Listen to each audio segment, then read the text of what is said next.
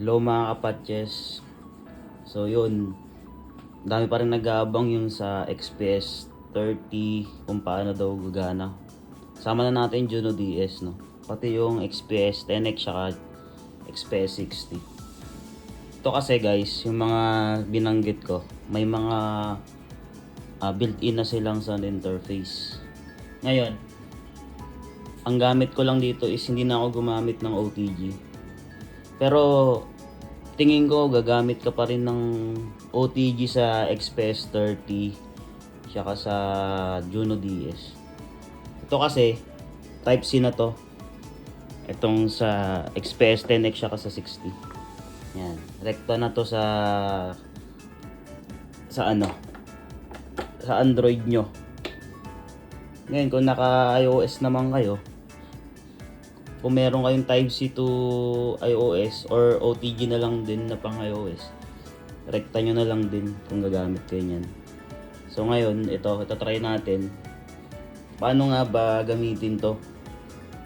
So yun, katulad nun sa XPS 30, gagamit pa rin siguro kayo ng OTG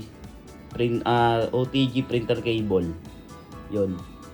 Pero ang sistema natin ganun pa rin. Ito naman sa XPS 10X saka sa 60, gagamit ka na lang ng Type-C to C. Ngayon, dito rin lalabas yung tunog mo sa XPS. Pati sa XPS 30, sa mismong keyboard na rin lalabas yung tunog.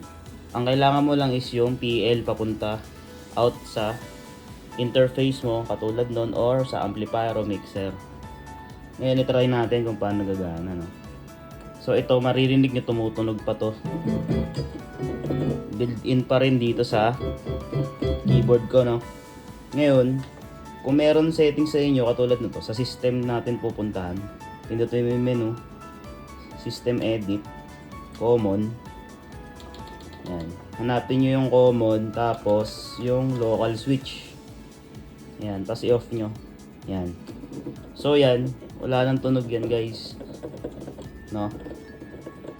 Then dito na tayo sa ating Android or iOS natin. Alam ko sa iOS wala nang settings, ikakabit na lang.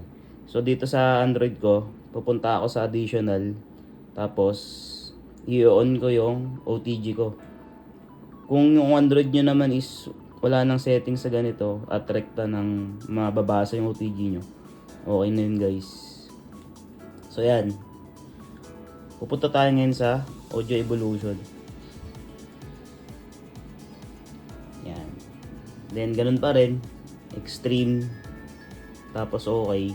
Yan, dapat magi-green yan. Then okay nyo lang. Yan. Tapos try natin paganahin tong track 1.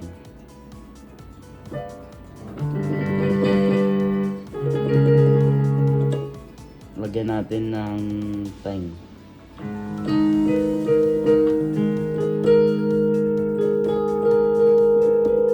Ayan, di ba gumagana? Try naman natin itong nylon.